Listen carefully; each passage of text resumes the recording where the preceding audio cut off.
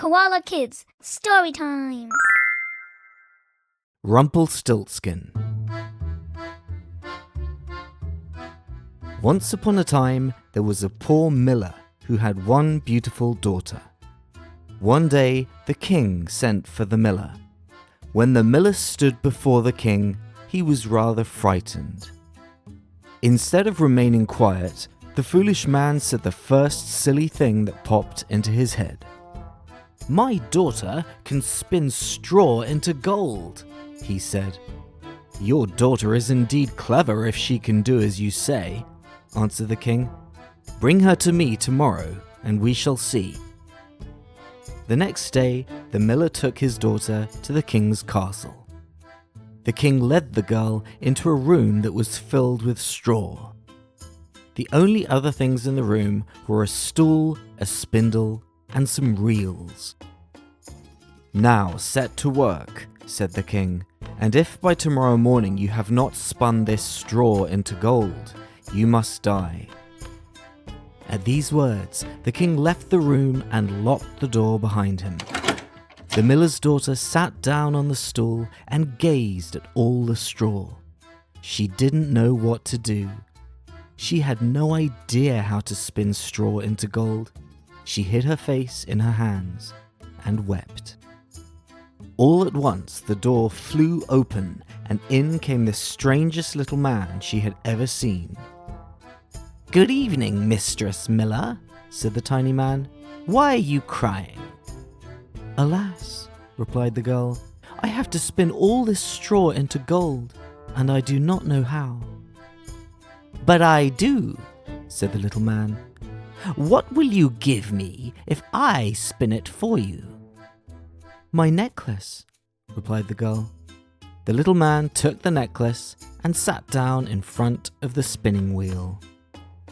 Whir, whir, whir. 3 times round and one reel was full. The little man put on another reel. Whir, whir, whir.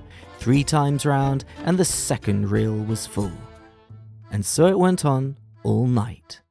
By morning, all the straw was spun and all the reels were full of gold, whereupon the little man disappeared. At sunrise, the king arrived.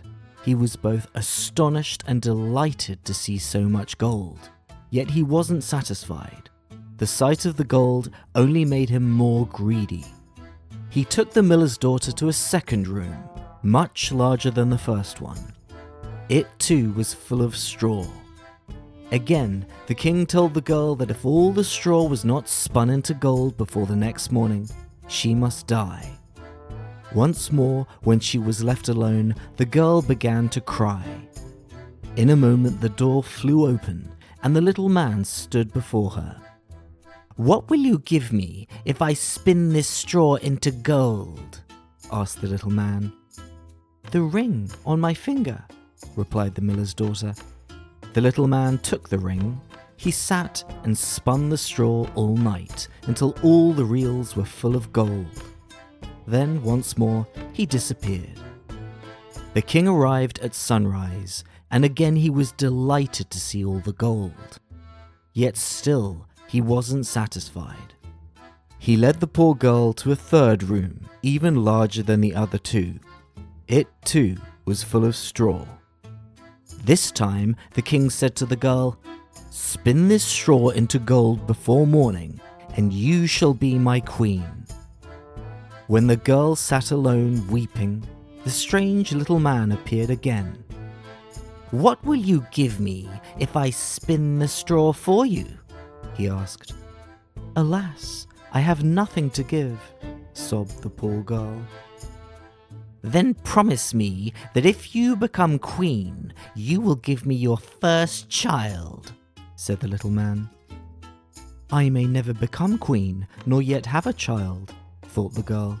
So she promised. At that, the little man spun all the straw into gold. When the king arrived early the next morning, he was overjoyed at the sight of all the gold. He reminded himself that not only was the miller's daughter beautiful, but also that she had brought him great riches. So he kept his promise. he married the miller's daughter, and she became his queen. The queen was very happy living in the royal castle. She forgot all about the little man who had spun the straw into gold. A year after they were married, the king and queen had a lovely baby. They were both filled with joy. A few days later, the little man suddenly appeared in the queen's bedroom. "Now give me what you promised," he said to the queen as he pointed to the sleeping baby. The poor queen was horrified and clutched her baby tightly. The queen offered the little man all the riches of her kingdom if only he would release her from her promise. The little man refused them all. "A human child would be dearer to me than all the riches of your kingdom," he said to the queen. At these words, the queen wept so bitterly that the tiny man took pity on her. "I will give you 3 days," he said, "and if in that time you can guess my name, you shall keep your child." That night the queen lay awake, trying to remember every name she had ever heard. In the morning, the queen sent for a messenger. She told him to ride all over the country, collecting all the boys' names he could find. When the little man came the next day, the queen repeated her long list of names. But after each name, the little man said, "No, that isn't my name." The next morning, the queen sent her messenger to another country. He came back with a long list of the strangest names she had ever heard. The queen repeated all these strange names to the little man on his second visit.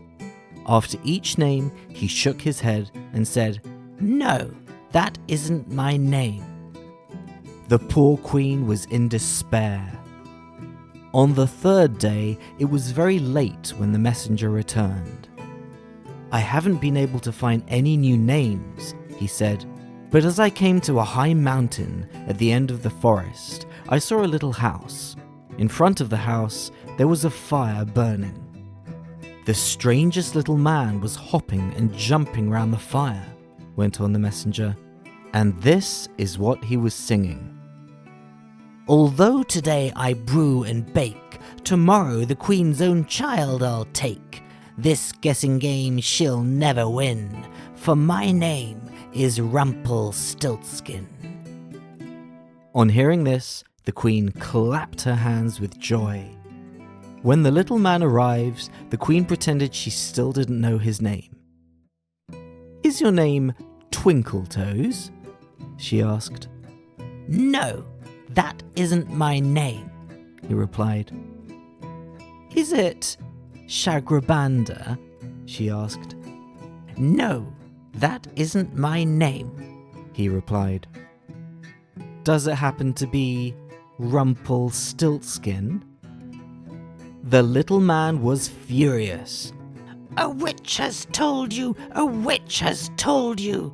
he shrieked as he stamped his feet in anger. He stamped so hard that his right leg went through the floor.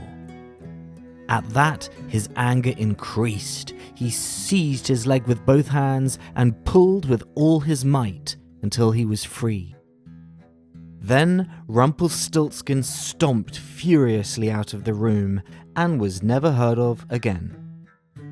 The king, queen, and their child lived in happiness and peace from then on. Subscribe for more stories.